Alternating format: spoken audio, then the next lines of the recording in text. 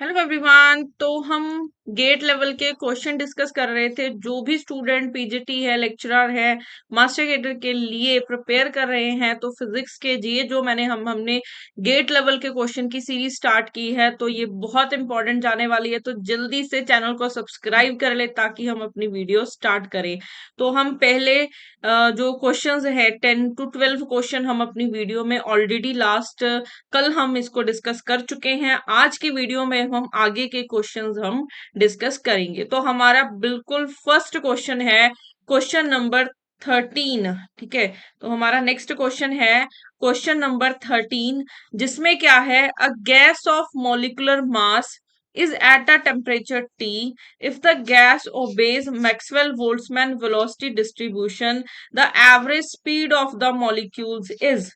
तो हमसे average speed पूछी गई है। ठीक है, एवरेज स्पीड निकालनी है। तो यहाँ पे देखो, आपको यहाँ पे मेंशन नहीं किया गया कि ये 1D का केस है, 2D का केस है या 3D का केस है। तो जब भी हमें मेंशन ना हो तो हम 3D का केस लेके चलते हैं। और अब इन्होंने स्पीड की बात की है, तो एवरेज स्पीड का हम ऑलरेडी एक टेबल देख चुके हैं। तो जिसको अभी ये टेबल नहीं याद है, ठीक है, तो मैं थोड़ा सा आपको टेबल भी बता देती हूँ। ठीक है, यहाँ पे थोड़ी सी मैं चीजों को रिमाइंड करवा देती हूँ कि वेलोसिटी डिस्ट्रीब्यूशन के लिए हमने एक टेबल बनाया हुआ था। वो टेबल किसके इक्वल बनेगा?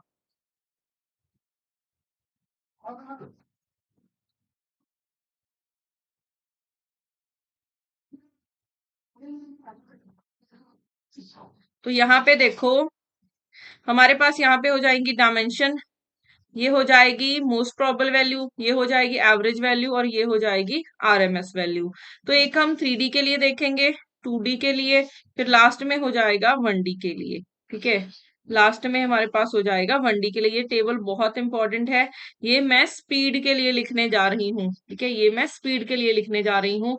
तो 3D के लिए हमारे पास जो एवरेज मोस्ट प्रोबेबल स्पीड होती है वो होती है 2 kbt/m। इसमें से एक कम कर दो तो 2D वाला हो जाता है। इसमें से एक कम कर दोगे, 2 से एक कम किया तो 1 आ गया, 1 में से 1 माइनस करोगे तो 0 आ जाएगा।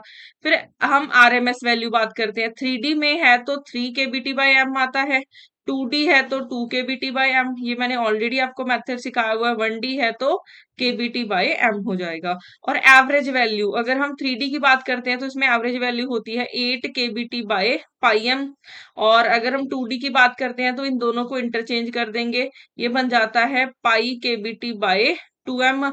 फिर इन दोनों को फिर इंटरचेंज कर देंगे, इन दोनों टर्म्स को, तो यहाँ पे ये बन जाएगा 2 kBT/m। तो उन्होंने बोला था क्योंकि कोई डायमेंशन मेंशन नहीं है तो हम 3D का केस लेके चलेंगे। 3D के केस में जो एवरेज वैल्यू है वो इतनी है। ठीक है, एवरेज वैल्यू हमारी कितनी आ गई है?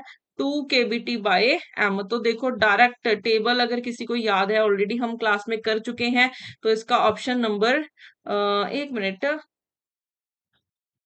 यस, 3D की बात की गई है ना, मैंने 1D के लिए लिख दिया है। सॉरी, यहाँ पे मिस्टेक हुई है, मैंने आपको 1D के लिए लिख दिया है, बल्कि यहाँ पे डायमेंशन मेंशन नहीं है, तो हम 3D का केस लेके चलेंगे। ठीक है, मेरे माइंड में 1D वाला घूम रहा था तो 1D वाला ही मैंने टिक कर दिया। 3D है, कोई डायमेंशन मेंशन नहीं है, तो 3D के केस में जो एवरेज स्पीड है वो कितनी है? एवरेज स्पीड कितनी है? 8 kBT/m। तो इसका आंसर हो जाएगा ऑप्शन नंबर डी। ठीक है, ऑप्शन नंबर डी क्या हो जाएगा? इसका आंसर हो जाएगा। तो डायरेक्ट कॉन्सेप्ट बेस्ड क्वेश्चन आया हुआ था मैक्सवेल स्पीड डिस्ट्रीब्यूशन से। ठीक है, उसके बाद नेक्स्ट हमारे पास क्वेश्चन आ जाता है for the liquid to vapour phase transition. ठीक है, और which of the following plots between the specific gives the free energy G and temperature. तो कौन सा टेम्परेचर और जी के साथ जो ग्राफ बना हुआ है वो करेक्ट होगा? तो यहाँ पे एक चीज अब नोट डाउन करो कि जब हम ट्रांजिशंस की, फेज ट्रांजिशन की बात करते हैं, चाहे मैं फर्स्ट ऑर्डर फेज ट्रांजिशन की बात करूं, चाहे हम सेकेंड ऑर्डर फेज ट्रांजिशन की बात करें, जो जी का ग्राफ होता है, जी है वो ऑलवेज कॉन्टिन्यूस रहता है। तो अगर जी कॉन्टिन्यूस है, यहाँ पे डिसकॉन्टिन्यूटी आई है, तो ये एक डिसकॉन्टिन्यूस ग्राफ है, ये भी नहीं आएगा। ठीक है, और यहाँ पे भी एकदम से ये डिसकॉन्टिन्यूटी आई है तो ये भी ग्राफ नहीं बनेगा। तो हम ऑलरेडी इसको आप डायरेक्ट भी याद रख सकते हो, ये हम क्लास में कर भी चुके हैं कि ये वाला ग्राफ इसका करेक्ट बनेगा। जी और टी का जो ग्राफ है वो ए ऑप्शन आ जाएगा। इसको आप, जिसको ये नहीं पता है, ठीक है, मैं आपको ग्राफ नहीं बना के दिखाऊंगी क्योंकि ये बहुत ज्यादा कॉम्प्लिकेटेड हो जाएगा, बहुत सारी वैल्यूज याद रखनी पड़ेगी। तो बेटर है जी और टी का ग्राफ जो बनना है वो ऐसे बनेगा, कॉन्टिन्यूअस ग्राफ बनेगा। तो ऑप्शन नंबर ए हमारा करेक्ट हो जाएगा, ये आपको डायरेक्ट ही याद रखना है, ठीक है। उसके बाद नेक्स्ट हमारे पास क्वेश्चन नंबर 15 आ जाता है। क्वेश्चन नंबर 15 क्या है? A tiny dust particles of mass, ठीक है, टाइनी डस्ट पार्टिकल्स हैं जिसका मास आपको दे रखा है 1.4 into 10⁻⁻11 kg, floating in a air at temperature आपको दे रखा है 300 kelvin, ignoring gravity, its RMS speed due to a random collisions between air molecules will be closest to। RMS speed पूछी गई है, RMS speed। अब यहाँ पे फिर से डायमेंशन मेंशन नहीं है तो हम 3D का केस लेके चलेंगे। 3D के केस में RMS वैल्यू कितनी थी ये हमने अभी लिखी हुई है। 3D के केस में RMS स्पीड कितनी थी? 3 kBt/m, ये लिख रखी है, ठीक है, हमने टेबल में, आप यहाँ पे देख सकते हो। तो यहां से हमारे पास जो RMS वैल्यू है वो बन जाएगी 3 kBt/m, ठीक है, 3 kBt/m। अब यहाँ पे वैल्यू सब्स्टिट्यूट कर देते हैं 3, ठीक है। केबी एक वोल्ट्समैन कांस्टेंट है, तो वोल्ट्समैन कांस्टेंट की आप यहाँ पे मैं वैल्यूज भी लिखवा देती हूँ कि केबी की वैल्यू क्या रहने वाली है, ठीक है, केबी की वैल्यू क्या रहने वाली है वो भी मैं आपको बता देती हूँ। केबी की वैल्यू, बोल्ट्जमैन कांस्टेंट की वैल्यू होती है 1.38 इंटू 10⁻⁻23। ये आपको कोई स्टेटमेंट में मेंशन नहीं की जाएगी, ये आपको डायरेक्ट याद रखनी पड़ेगी। तो केबी की वैल्यू हो जाएगी 1.38 इंटू 10⁻⁻23। तो यहाँ पे मैं वैल्यू सब्स्टिट्यूट कर देती हूँ, ठीक है, ये वैल्यू सब्स्टिट्यूट कर दी। टेम्परेचर हमारा ऑलरेडी 300 केल्विन में दे रखा है, डिवाइडेड बाय मास कितना है 1.4 इंटू 10⁻⁻11, ठीक है, 11 kg हो जाएगा। तो इसको सॉल्व कर लेना, ये आपका होमवर्क है। तो इसको सॉल्व करने के बाद आपके पास कितना बन जाएगा? 300 इंटू 10⁻⁻6 मीटर पर सेकेंड आएगा, ठीक है, मीटर पर सेकेंड आ जाएगा। और यहाँ पे इन्होंने क्वेश्चन में दे रखा था कि माइक्रोमीटर पर सेकंड में निकालना है, तो 10⁻⁻6 मीटर को हम माइक्रोमीटर लिख सकते हैं, तो ये बन जाएगा 300 माइक्रोमीटर पर सेकंड, ठीक है। तो यहाँ से हमारा ऑप्शन नंबर डी क्या हो जाएगा? करेक्ट हो जाएगा। तो डायरेक्ट फॉर्मूला था, उसमें वैल्यू सब्स्टिट्यूट की और आपका आंसर हो जाएगा, ठीक है। तो ऐसे हमारा ऑप्शन नंबर डी क्या हो जाएगा? सॉरी, इधर भी ना 1 मिनट गलती हुई है मेरे से कैलकुलेशन करने में। इधर 30 नहीं आया, 300 नहीं आएगा, 30 आएगा। इसको नोट डाउन कर लो। यहाँ पे 300 नहीं आएगा, 30 आएगा, ठीक है। ये कैलकुलेशन आप खुद से भी करके देख सकते हो। ऑप्शन नंबर सी आएगा, 30 इंटू 10⁻⁻6 मीटर पर सेकेंड आएगा। यहाँ पे 30 माइक्रोमीटर आ जाएगा, ठीक है। ऑप्शन नंबर सी हमारा क्या बनेगा? करेक्ट बनेगा, ठीक है। ये आप खुद से कैलकुलेशन करके देख लेना, ये आपको पता चल जाएगा। उसके बाद नेक्स्ट क्वेश्चन नंबर 16 आता है। क्वेश्चन 16 को जल्दी से रीड कर लो। When the temperature of a black body is double the maximum value of its spectrum energy density with respect to that its initial temperature would become. तो उन्होंने क्या बोला है कि टेम्परेचर, पहली चीज तो ब्लैक बॉडी की बात हो रही है कि अगर टेम्परेचर को डबल कर दिया जाए तो जो एनर्जी डेंसिटी है वो कैसे, कितने टाइम्स इंक्रीज या डिक्रीज होगी, हमें ये फाइंड करना है, ठीक है। तो ब्लैक बॉडी के लिए एनर्जी डेंसिटी और टेम्परेचर के बीच में हमने क्या कोई रिलेशन किया हुआ है? बिल्कुल किया हुआ है। ब्लैक बॉडी में हमने 4 लॉस किए हुए हैं। ब्लैक बॉडी में हमने 4 लॉस किए हुए हैं। फर्स्ट लॉ हमारा स्टीफन्स लॉ होता था, ठीक है। फर्स्ट लॉ क्या था हमारा? Stephen's law. स्टीफन्स लॉ क्या बोलता था? स्टीफन्स लॉ बोलता है कि जो इंटेंसिटी है वो डायरेक्टली प्रोपोर्शनल होती है T⁴ के, और इंटेंसिटी को हम एनर्जी पर यूनिट एनर्जी या फिर पावर पर यूनिट एरिया लिख सकते हैं, ठीक है। मतलब कि डेंसिटी को आप, इंटेंसिटी को आप पावर पर यूनिट एरिया लिख सकते हैं। फिर आगे पावर को आप energy per unit area per unit time लिख सकते हैं, ठीक है। मतलब पावर क्या होती है, एनर्जी पर यूनिट टाइम, तो पावर की वैल्यू सब्स्टिट्यूट कर दी तो इंटेंसिटी ये बन जाएगी। तो यहाँ से हमें पता चला कि जो एनर्जी डेंसिटी है वो डायरेक्टली प्रोपोर्शनल हो जाएगी टी रेज टू पावर 4 के, ठीक है। एनर्जी डेंसिटी मैं इसको यू से डिनोट कर रही हूँ, एनर्जी डेंसिटी हमारी टी रेज टू पावर 4 के साथ डायरेक्टली प्रोपोर्शनल हो जाएगी। अब यहाँ पे, ठीक है, अगर किसी को अभी तक ये चीज नहीं समझ में आई है, हमारा आप मेरा ब्लैक बॉडी रेडिएशन वाला टॉपिक देख लेना, वहां पे आपको क्लियर हो जाएगा। तो स्टीफन्स लॉ क्या बोलता है कि intensity is directly proportional T raise to power 4। आगे इंटेंसिटी क्या होती है, power per unit area, power को मैं लिख सकती हूँ एनर्जी पर यूनिट टाइम, तो energy per unit time per unit area, ठीक है। तो यहाँ पे एनर्जी पर यूनिट एरिया, इसको हम एनर्जी डेंसिटी बोल सकते हैं, 2D में हो तो बोल सकते हैं, ठीक है। Directly proportional to T raise to power 4, तो energy density is directly proportional to T raise to power 4। तो यहां से हमारे पास क्या हो जाएगा, यहां से अगर मैं फर्स्ट की बात करती हूँ, ठीक है, फर्स्ट हमारा ये है, ठीक है। अगर मैं बात करूं कि U1 हमारा क्या हो जाता है जब हम टेम्परेचर को कर देते हैं डबल, जब टेम्परेचर को डबल कर दिया गया, पहले देखो इनिशियली टेम्परेचर T था तो हमारी जो एनर्जी डेंसिटी थी वो U थी। अब टेम्परेचर को आपने कर दिया डबल, तो टेम्परेचर कर दिया डबल, तो एनर्जी डेंसिटी हो गई U1, तो U1 हमारी कितनी हो गई है, 2 की पावर 4, 16T4, तो ये 16 टाइम्स इंक्रीज हो जाएगी, ठीक है।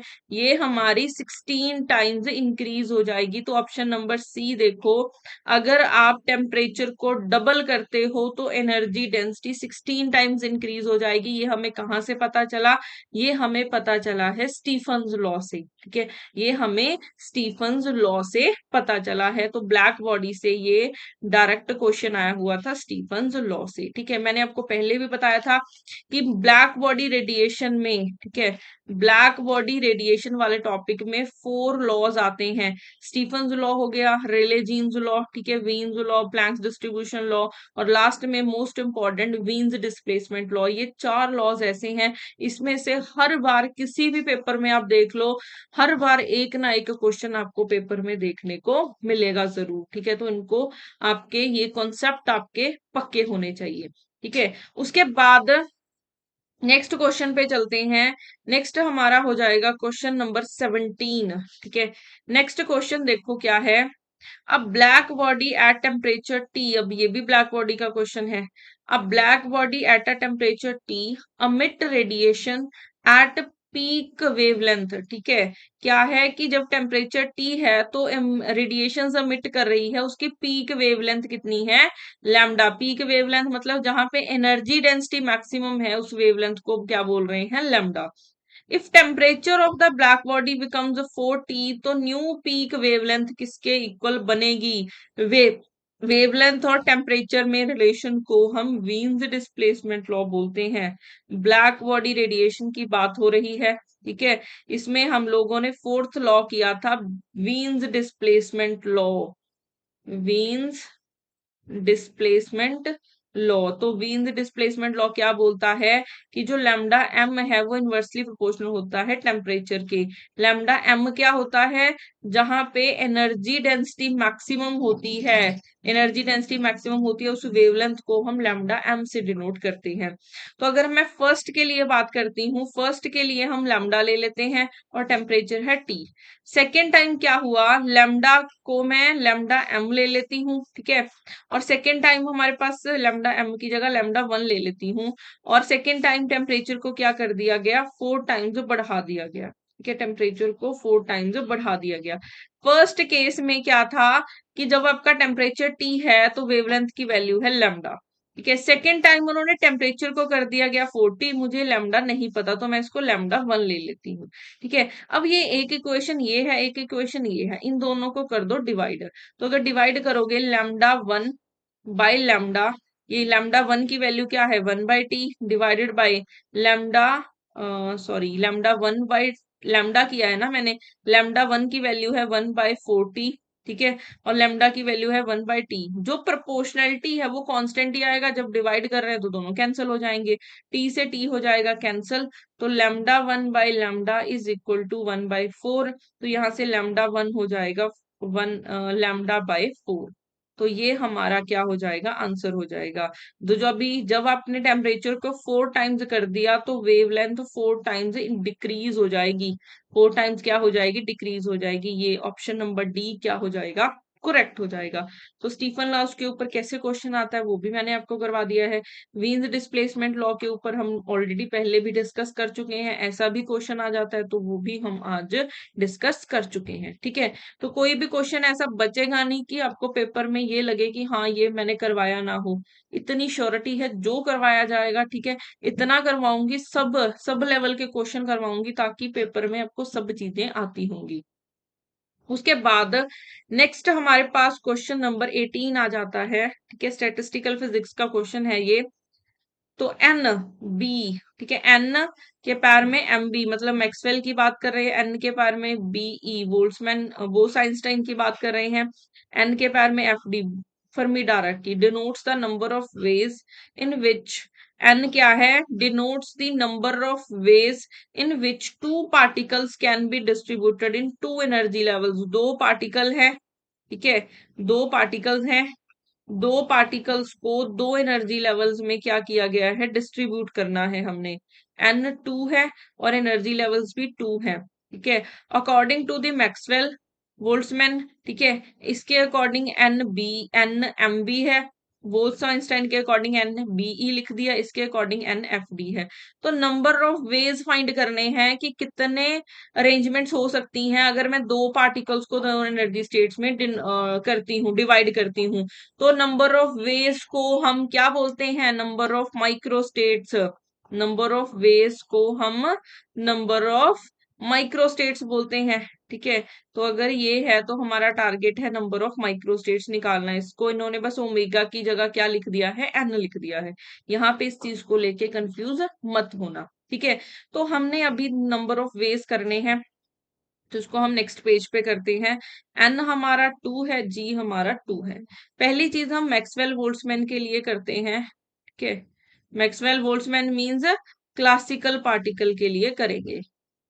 तो क्लासिकल पार्टिकल के लिए अगर हमने करना है तो क्या बनेगा, दो एनर्जी स्टेट्स है ना हमारे पास, दो एनर्जी स्टेट है, एक E1 मान लेते हैं, एक E2, दो पार्टिकल्स हैं। अब मैक्सवेल बोल्ट्जमैन क्लासिकल पार्टिकल की क्या प्रॉपर्टीज थी, दो प्रॉपर्टीज होती हैं कि एक तो ये रहते हैं डिस्टिंग्विशेबल, मतलब दो पार्टिकल में हम डिफरेंशिएट कर सकते हैं, इसलिए मैं इनको ए बी ले लेती हूँ, पार्टिकल को ए बी। सेकेंड, ये पॉलीज एक्सक्लूजन प्रिंसिपल को ओबे नहीं करते हैं, इसलिए मैं एक स्टेट में एक से ज्यादा पार्टिकल रख सकती हूँ। ये दो प्रॉपर्टीज के बेस पे ही क्वेश्चन आएगा, इन दो प्रॉपर्टीज के बेस पे ही क्वेश्चन सॉल्व होगा। तो पहली चीज तो ये डिस्टिंग्विशेबल है, इसलिए मैंने इनको ए बी लिखा है। सेकंड, ये पॉलीज एक्सक्लूजन प्रिंसिपल को बे नहीं करते, इसलिए एक स्टेट में मैं जितने मर्जी पार्टिकल रख सकती हूँ। पहले मैंने ऐसे रखा कि एक पार्टिकल मैंने इधर रखा, एक मैंने रख दिया सेकंड स्टेट में। या फिर मैं ऐसा भी तो कर सकती हूँ कि एक मैं फर्स्ट, बी मैं फर्स्ट में रख दूं, ए मैं सेकंड में रख दूं, क्योंकि दोनों पार्टिकल्स डिफरेंट डिफरेंट है ना। तो अगर डिफरेंट डिफरेंट है तो दो अरेंजमेंट्स बन गई। और क्या बन सकती है, एक मैं दोनों ही पार्टिकल मैंने इसमें रख दूं, दोनों पार्टिकल एक स्टेट में रख सकती हूँ, क्योंकि पॉलीज एक्सक्लूजन प्रिंसिपल को ओबे नहीं करते हैं। सेकंड मैं खाली कर दूं। थर्ड, मैं क्या कर दूं कि दोनों पार्टिकल इधर रख दूं, इसको मैं खाली कर दूं, फर्स्ट स्टेट तो फर्स्ट स्टेट को, तो मेरे पास टोटल कितने वेज बन सकते हैं, 4 वेज आ गए। ठीक है, इसके अलावा और कोई भी वे नहीं है।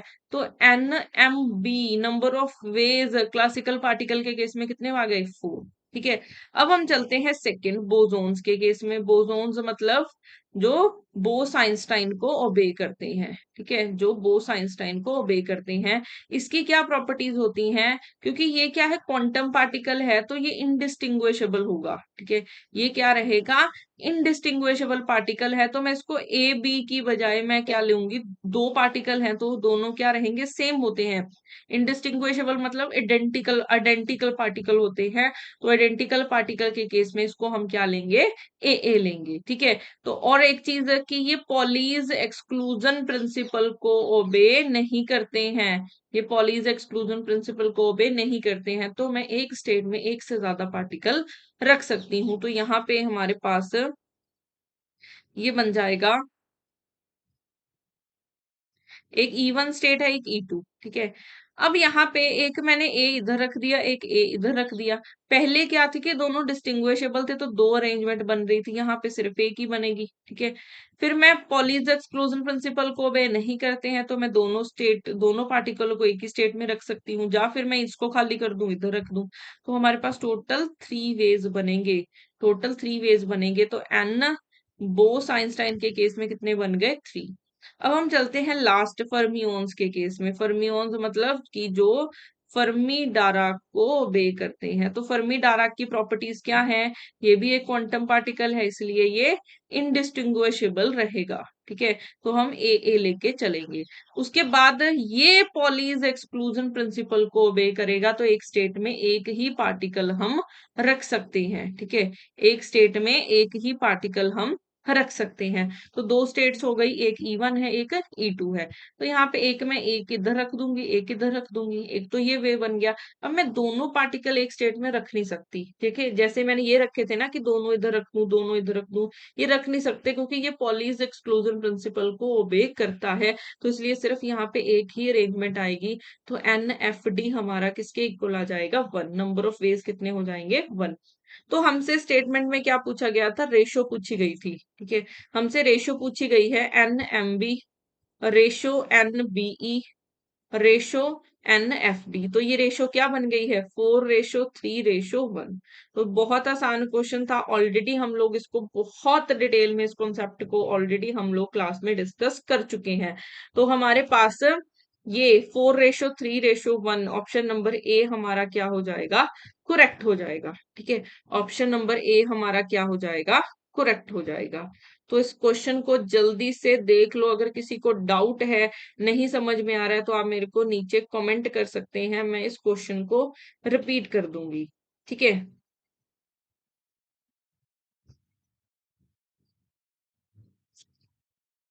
उसके बाद नेक्स्ट हमारे पास आ जाता है क्वेश्चन नंबर 20। अब एक चीज याद रखना, मैंने कुछ क्वेश्चन यहाँ पे छोड़े हैं क्योंकि वो आपके लेवल के नहीं हैं, ठीक है। जो आपके क्वेश्चन लेवल के नहीं है वो मैंने स्किप किए हैं। तो जो जो मैं आपको करवा रही हूँ, आपको सिर्फ वैसे ही क्वेश्चंस करने हैं, ठीक है। तो क्वेश्चन नंबर 20 हमारे पास क्या है? In one dimension an ensemble of n classical particles has a energy of the form। ये एनर्जी दे रखी है आपको, ठीक है। द एवरेज इंटरनल एनर्जी आपको हैमिल्टोनियन की वैल्यू दे रखी है px², ठीक है। इसको एनर्जी बोल लो चाहे हैमिल्टोनियन बोल लो, सेम ही चीज है। 1/2 kx²। आपको पूछी है एवरेज एनर्जी, ठीक है। एवरेज एनर्जी पूछी है। तो अगर आपको एवरेज एनर्जी पूछी है, ये क्या है? ये भी एक क्वाड्रेटिक टर्म है, ये भी एक क्वाड्रेटिक टर्म है। तो जब भी क्वाड्रेटिक टर्म गिवन होती है, तब आपके माइंड में एक चीज स्ट्राइक करनी चाहिए ना, यहाँ पे इक्को पार्टीशन थ्योरम लगेगी। इक्को पार्टीशन थ्योरम क्या बोलती है? इक्को पार्टीशन थ्योरम बोलती है कि हर quadratic term half KBT contribute करती है। इक्को पार्टीशन थ्योरम क्या बताती है हमें? उसकी स्टेटमेंट क्या होती है कि हर क्वाड्रेटिक टर्म हमें हाफ केबीटी कंट्रीब्यूट करेगी। तो ये भी एक क्वाड्रेटिक टर्म है, ये भी एक क्वाड्रेटिक टर्म है। तो ये भी एवरेज एनर्जी में हाफ केबीटी कंट्रीब्यूट करेगी, ये भी हाफ केबीटी कंट्रीब्यूट करेगी। तो दोनों को प्लस करेंगे तो कितना बन जाएगा? केबीटी आ जाएगा। तो एवरेज एनर्जी कितनी बन जाएगी? केबीटी बन जाएगी। और उन्होंने बोला है एन पार्टिकल्स के लिए, तो एन पार्टिकल्स के लिए एन के साथ क्या कर देंगे? मल्टीप्लाई, क्योंकि ये एक के लिए है ना, तो एक के लिए एन के लिए करेंगे तो एन केबीटी हो जाएगा। तो अब बताओ किसको ये क्वेश्चन डिफिकल्ट लगा? ठीक है, कौन स्टूडेंट बोलते हैं कि फिजिक्स का पेपर इतने डिफिकल्ट आते हैं? देखो, आपने जब कॉन्सेप्ट ही नहीं पढ़े हुए तो पेपर डिफिकल्ट ही लगेगा ना। अब लोग बैठे हो +1 +2 की बुक्स उठाए, अगर आप पेपर क्लियर करना चाहते हो, चाहे वो HP PGT है, लेक्चरर है, मास्टर कैडर है, +1 +2 की बुक्स को साइड में रख दो, कोई जरूरत नहीं है। सिर्फ प्रैक्टिस करो गेट की, गेट लेवल के क्वेश्चंस की, IIT जाम के क्वेश्चन उठा लो, वही क्वेश्चंस आपके पेपर में आएंगे, ठीक है। तो ये बहुत इंपॉर्टेंट है। और देखो, इस क्वेश्चन को करने के लिए कितने हैं? कुछ सेकंड लगेंगे। सीधा दिख रहा है, इक्को पार्टीशन थ्योरम लगेगी, दो क्वाड्रेटिक टर्म है तो 2 × ½ KBT, आंसर सीधा आ जाएगा KBT। तो ऑप्शन नंबर डी हमारा क्या हो जाएगा? करेक्ट हो जाएगा, ठीक है। उसके बाद नेक्स्ट हमारे पास आ जाता है क्वेश्चन नंबर 21। क्वेश्चन नंबर 21 क्या है?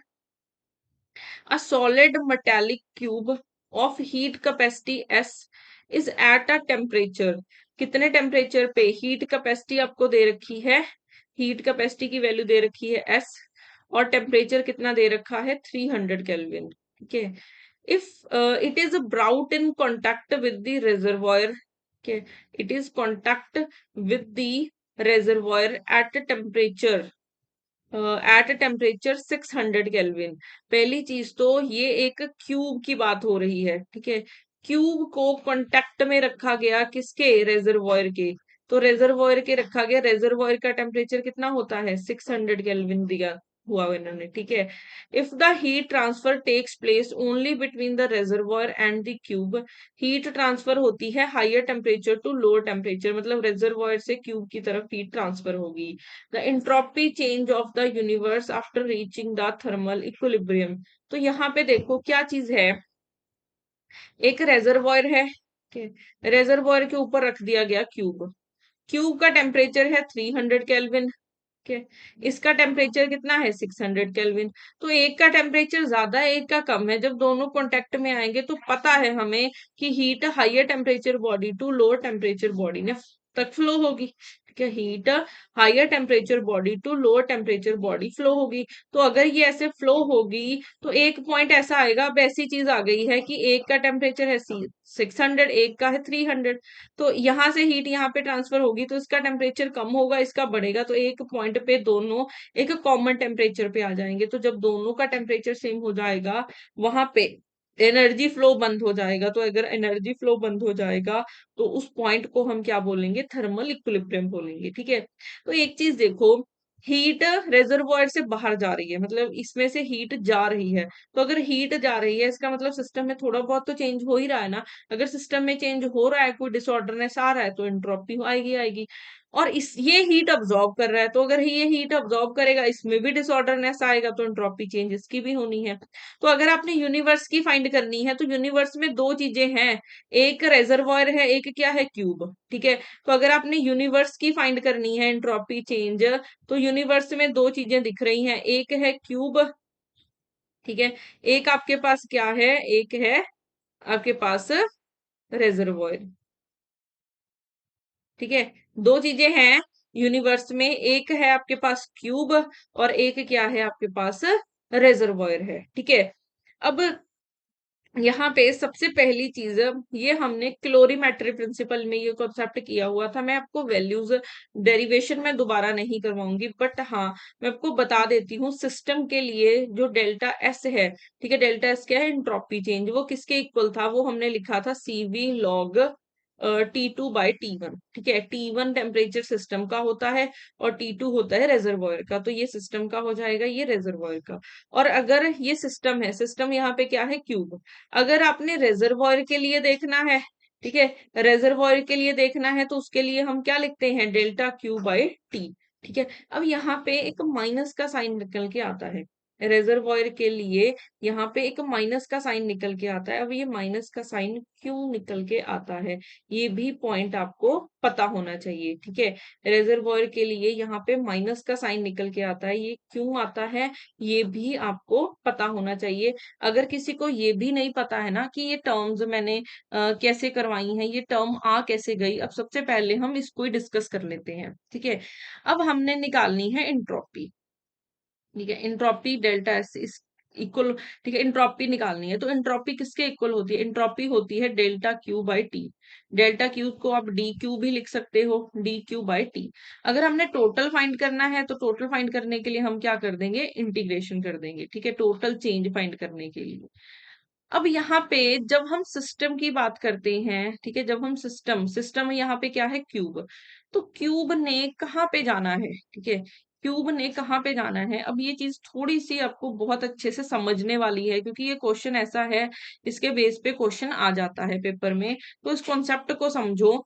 एक आपके पास है रेजर्वॉयर, एक है रेजर्वॉयर, एक है क्यूब, ठीक है, ये आपका सिस्टम है। रेजर्वॉयर की डेफिनेशन आपको पहली चीज रेजर्वॉयर के बारे में पता होना चाहिए, वैसे तो हम ऑलरेडी इसको क्लास में मैं बता चुकी हूँ।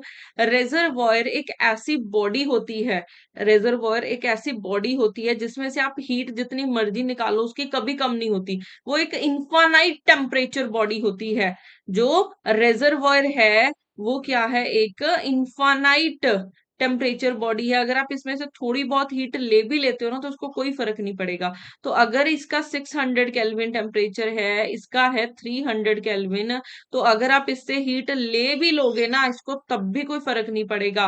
ठीक है, तो जो हम आप बोल रहे हैं ना कि इक्विलिब्रियम टेम्परेचर पे आएंगे ये दोनों। ठीक है, इक्विलिब्रियम टेम्परेचर कौन सा होगा, रेजर्वॉयर एक कांस्टेंट टेम्परेचर बॉडी होती है, ये बहुत इंपॉर्टेंट है। अगर आप थर्मोडायनामिक्स कर रहे हैं ना तो ये चीज आपकी टिप्स पे होनी चाहिए कि रेजर्वॉयर एक ऐसी बॉडी है जो क्या है, कांस्टेंट टेम्परेचर बॉडी होती है। इस चीज को नोट डाउन कर लेना, ये एक कांस्टेंट टेम्परेचर बॉडी है। कांस्टेंट टेम्परेचर बॉडी क्यों बोला गया है, क्योंकि ये इतनी इसमें हीट होती है कि अगर आप थोड़ी बहुत ले भी लेते हो ना तो उसको ज्यादा कोई फर्क पड़ता नहीं है। ठीक है, तो यहां से हीट यहाँ पे ट्रांसफर हो रही है, रेजर्वॉयर से क्यूब की तरफ हीट जा रही है, बट आप इसमें से अगर हीट थोड़ी बहुत ले भी लोगे ना तो इसके टेम्परेचर में कोई फर्क पड़ेगा नहीं। तो इसका ये हीट ले रहा है, क्यूब अगर हीट ले रहा है तो उसका टेम्परेचर बढ़ जाएगा, बढ़ते बढ़ते ये कहाँ पे पहुंच जाएगा, ये पहुंच जाएगा 600 केल्विन पे। तो दोनों का टेम्परेचर जब सेम हो जाएगा तो इक्विलिब्रियम आ जाएगा, दोनों का जब टेम्परेचर सेम हो जाएगा तो इक्विलिब्रियम आ जाएगा। तो अगर मैं सिस्टम के लिए निकाल रही हूं तो सिस्टम कहाँ से कहाँ जा रहा है, टेम्परेचर वेरिएशन वो टी 300 केल्विन से 600 केल्विन तक जा रहा है। ठीक है, और डी क्यू का फॉर्मूला क्या होता है, एमसीडीटी। ठीक है, इसका फॉर्मूला होता है एमसीडीटी बाई टी, इंटीग्रेशन हो गई 300 केल्विन टू 600 केल्विन, एमसी बाहर लिख लो। ठीक है, कांस्टेंट है तो इसको हमने लिख लिया है बाहर, 300 kelvin to 600 kelvin into D T by T. 1/t की इंटीग्रेशन क्या होती है, लॉग। 1/t की इंटीग्रेशन क्या होती है, लॉग। तो टेम्परेचर अप लोअर लिमिट हो गई फिर अपर लिमिट हो गई, सब्स्टिट्यूट कर दो यहाँ पे। सब्स्टिट्यूट करोगे तो log 600 kelvin minus log 300 kelvin. तो लॉग ए माइनस लॉग बी को, लॉग ए माइनस लॉग बी को लॉग ए बाई बी लिख सकते हैं। तो 600 बाय 300 केल्विन हो जाएगा, तो यहां से ये बन जाएगा। इन्होंने स्पेसिफिक हीट को, स्पेसिफिक हीट को मतलब हीट कैपेसिटी को एस लिखा हुआ है, तो मैं इस चीज को क्या लिख दूंगी, एस लिख दूंगी। तो ये बन जाएगा S log, two zeros cancel हो जाएंगी, ये कट के लॉग 2 बन जाएगा। तो मुझे सिस्टम की हीट पता चल गई है, सिस्टम की इंट्रोपी पता चल गई है। सिस्टम सिस्टम की इंट्रोपी कितनी पता चल गई है, सिस्टम की इंट्रोपी पता चल गई है लॉग 2। ठीक है, तो इधर हम इसको, इस चीज को हम थोड़ा सा इधर लिख लेते हैं। मुझे सिस्टम की पता चल गई है। ठीक है, डेल्टा एस मुझे सिस्टम के लिए पता चल गया, सिस्टम क्या है यहाँ पे, क्यूब। ठीक है, तो वो पता चल गया है एस लॉग 2। ठीक है, अब मेरा काम है रेजर्वॉयर के लिए निकालना। ठीक है, रेजर्वॉयर के लिए निकालना। तो अगर मैं रेजर्वॉयर के लिए निकालूंगी, रेजर्वॉयर के लिए क्या है, पहली चीज रेजर्वॉयर का टेम्परेचर नहीं वेरी करता।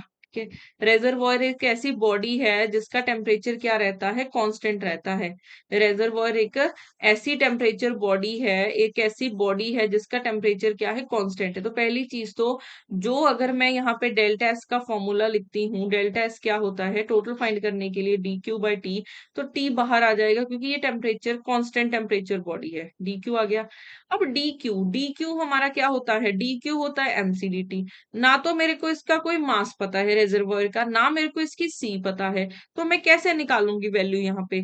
तो इसकी वैल्यू निकालने के लिए हम क्या करेंगे, ठीक है, ना मेरे को रेजर्वोयर का, ठीक है, रेजर्वोयर के लिए निकाल रही हूँ, रेजर्वोयर का ना मेरे को मास पता है ना इसकी सी पता है, सिस्ट क्यूब के लिए तो दे दी गई थी हमें। तो इसके लिए हम क्या करेंगे, एक चीज है, आपको ये माइंड में चीज पता होनी चाहिए कि देखो, ये है, एक क्यूब है, एक इधर रेजर्वोयर है। ठीक है, रेजर्वॉयर से हीट जानी है, ठीक है, रेजर्वॉयर से ही हीट ट्रांसफर होनी है ना। तो यहाँ पे डेल्टा क्यू है, डेल्टा क्यू किसका है, रेजर्वॉयर का। तो रेजर्वॉयर की अगर आप डेल्टा क्यू नहीं निकाल सकते, बट क्यूब की तो डेल्टा क्यू निकाल सकते हो ना, क्योंकि आपने डेल्टा क्यू उतनी ट्रांसफर करेगा ना जितनी क्यूब लेगा। तो अगर आपको यहाँ पे पता चल जाए कि क्यूब कितनी ले रहा है, ठीक है, वो किसके इक्वल होगी, रेजर्वॉयर की। ठीक है, अब एक चीज है, मैंने आपको ये जब हमने थर्मोडायनामिक स्टार्ट की थी तब बताया था कि अगर कोई सिस्टम लेता है, ठीक है, तो अगर कोई सिस्टम गेन करता है तो गेन करने पे जो उसकी हीट है वो पॉजिटिव होती है, अगर वो रिलीज करता है तो उसकी हीट क्या रहती है, नेगेटिव। तो सिस्टम गेन कर रहा है तो इसलिए इसकी हीट यहाँ पे क्या आ जाएगी, पॉजिटिव।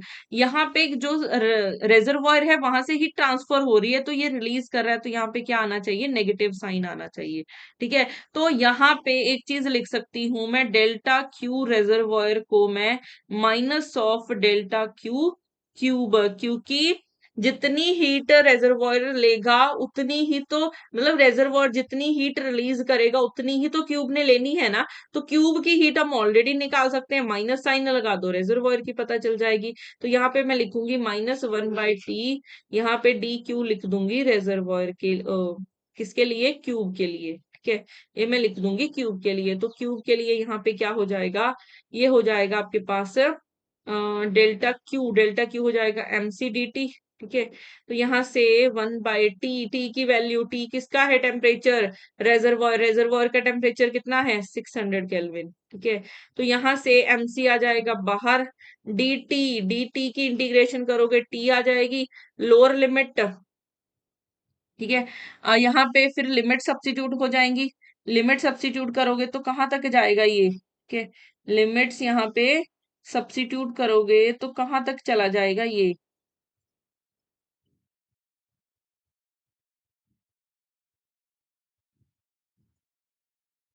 यहाँ पे लिमिट सब्स्टिट्यूट कर दोगे तो ये बन जाएगा 300 से 600 केल्विन तक जाना है, क्योंकि सिस्टम ही ले, हम अभी तो सिस्टम ही लेके चल रहे हैं ना, नेगेटिव साइन लग गया तो यहाँ पे क्यूब की बात कर रहे हैं, तो सिस्टम 300 से 600 तक जाएगा, तो यहाँ से -1/600 केल्विन, ठीक है।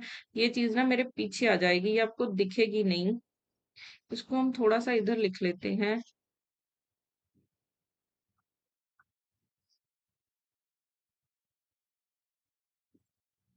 ठीक है। यहां से मैं इधर लिख रही हूँ, डेल्टा एस रेजर्वॉयर के लिए -1/600 केल्विन इंटू यहाँ पे आ रहा है एमसी को हम एस लिख देते हैं, ठीक है। अपर लिमिट पुट करेंगे 600 आ जाएगा, लोअर लिमिट पुट करेंगे 300 केल्विन। तो यहाँ से -1/600 इंटू एस, ये बन जाएगा 300 केल्विन, ये कट के आ जाएगा 2, तो ये बन जाएगा -s/2, ठीक है। और 1/2 को हम 0.5s भी लिख सकते हैं। तो मेरे को रेजर्वॉयर की वैल्यू पता चल गई है, रेजर्वॉयर की वैल्यू आ गई है -0.5s, ठीक है। तो अब हमने निकालना था किसके लिए, रेजर्वॉयर, यूनिवर्स के लिए। तो अगर आपने यूनिवर्स के लिए निकालना है, यूनिवर्स में दो चीजें हैं, एक है सिस्टम, एक आपके पास क्या है, रेजर्वॉयर है, ठीक है। तो इसके लिए हो जाएगा s log 2, इसके लिए हो जाएगा -5s, ठीक है। तो ये वाली वैल्यू हो जाएगी, log 2 की वैल्यू सब्स्टिट्यूट करो, दोनों को सब्ट्रैक्ट कर देना, तो सब्ट्रैक्ट करके 0.19s आ जाएगा। तो ऑप्शन नंबर डी आपका क्या हो जाएगा, करेक्ट। ये मोस्ट इंपॉर्टेंट क्वेश्चन है, अपने कॉन्सेप्ट क्लोरीमेट्री प्रिंसिपल वाले कॉन्सेप्ट को पक्का करो, और ये क्वेश्चन आपने करना है, ठीक है। क्लोरीमेट्री प्रिंसिपल वाले कॉन्सेप्ट को आपने पक्का करना है। अब उसके बाद आ जाता है नेक्स्ट क्वेश्चन, नेक्स्ट क्वेश्चन हमारे पास क्या आएगा, एक rigid triangular molecule consist of, इस क्वेश्चन को पहले जल्दी से रीड रीड कर लो कि क्या बनेगा, ठीक है। इस क्वेश्चन को जल्दी से रीड कर लो। क्वेश्चन नंबर 26 है, a rigid triangular molecule consist of 3 non collinear atoms joined bye rigid rods, ठीक है। नॉन कोलिनियर की बात हो रही है, ठीक है, नॉन कोलिनियर एटम की बात हो रही है, तो नॉन कोलिनियर एटम, ठीक है, की बात कर रहे हैं। The constant pressure molar specific heat CV हमें फाइंड करना है, मतलब ट्राइएंगुलर, ठीक है, मतलब ट्राइएटॉमिक, नॉन लीनियर ट्राइएटॉमिक के लिए, ठीक है, नॉन लीनियर ट्राइएटॉमिक के लिए आपको फाइंड करनी है सीपी की वैल्यू। तो सीपी की वैल्यू हमने फाइंड करनी है, तो सीपी की वैल्यू ऐसे तो फाइंड होगी नहीं, सीपी की वैल्यू होती है, अगर आपको सीवी पता चल जाए, फिर हम सी CV माइनस इस रिलेशन से हम CP की वैल्यू निकाल लेते हैं। तो CV किसके इक्वल होता है? CV होता है du/dt एट कांस्टेंट वॉल्यूम। ठीक है। U क्या आपको ट्रायटॉमिक नॉन लीनियर मॉलिक्यूल के लिए एवरेज एनर्जी पता है? ठीक है। तो ये हम ऑलरेडी निकाल चुके हैं। ठीक है। ये हम ऑलरेडी निकाल चुके हैं। तो ये हम ऑलरेडी कैसे निकाल चुके हैं ये भी आपको बता देती हूँ मैं। ये भी मैं आपको बता देती हूँ। तो यहाँ पे एक चीज देखो, जब हमने इक्को पार्टीशन थ्योरम किया था, तो इक्को पार्टीशन थ्योरम ने हमने तीन चीजें की थी। एक किया था मोनोटॉमिक, एक हमने किया था डायाटॉमिक, और एक हमने किया था ट्रायाटॉमिक। ठीक है। इसमें दो तरह के मॉलिक्यूल्स आ जाते हैं। एक आ जाता है लीनियर, एक आ जाता है नॉन लीनियर। ठीक है। मोनोटॉमिक के लिए जो एवरेज एनर्जी है वो बन जाती है 3/2 RT। ठीक है। यहाँ पे CV निकल आएगी, डेरिवेटिव कर दो तो 3/2 R, CP एक ऐड कर दोगे 5/2 R बन जाएगी। अगर हम डायाटॉमिक की बात करते हो, इसलिए आपकी जो एवरेज एनर्जी है वो 5/2 RT होती है। तो CVT के साथ डेरिवेटिव करोगे तो 5/2 R, CP एक ऐड कर दोगे 7/2 R हो जाएगी। ठीक है। फिर इसके लिए जो एवरेज एनर्जी है वो होती है 3 RT। ठीक है। लीनियर के लिए जो एवरेज एनर्जी है वो 3 RT होती है। ठीक है। और यहाँ पे CV की वैल्यू क्या बन जाएगी? 4 RT, 3 R बन जाएगा, और CP एक ऐड कर दोगे R तो 4 R आ जाएगा। ठीक है। नॉन लीनियर मॉलिक्यूल के लिए, ठीक है, नॉन लीनियर मॉलिक्यूल के लिए हमारे पास जो वैल्यू है, ठीक है, जो वैल्यू है, एक मिनट, नहीं, ये नॉन लीनियर के लिए होती है जो मैंने वैल्यू आपको लिख दी है। एक मिनट। लीनियर ट्रायटॉमिक मॉलिक्यूल के लिए जो एवरेज एनर्जी है वो 7/2 R होती है। तो यहाँ से CV आ जाएगा 7/2 R। ठीक है। CP आ जाएगा 7/2, प्लस कर दोगे तो ये 9/2 R हो जाएगा। नॉन लीनियर के लिए ये जो U है वो हो जाता है 3 RT। ठीक है। तो CV आ जाएगा आपके पास, नॉन लीनियर के लिए U है 3 RT, और जो CV है वो 3 R हो जाएगा। तो CP आपका 4 R हो जाएगा। ठीक है। CP आपका 4 R हो जाएगा।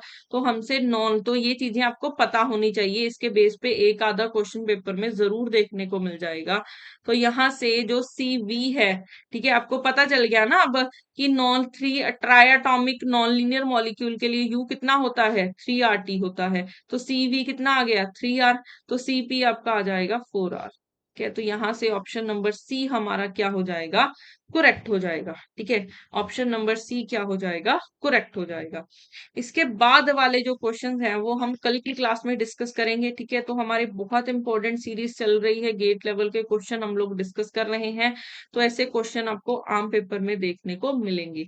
ठीक है। तो जिसको कोई क्वेश्चन नहीं समझ में आया तो मेरे को आज कमेंट कर देना, वो नेक्स्ट क्लास में हम इसको दोबारा से मैं रिपीट कर दूंगी। ठीक है। मिलते हैं नेक्स्ट क्लास में, तब तक आप अपने कॉन्सेप्ट को रिवाइज करो ताकि जो नेक्स्ट अपकमिंग क्वेश्चंस आएंगे वो आपके सारे सॉल्व हो जाएं। ठीक है। तब तक थर्मोडायनामिक्स एंड स्टैटिस्टिकल को रिवाइज कर लो। मिलते हैं नेक्स्ट क्लास में।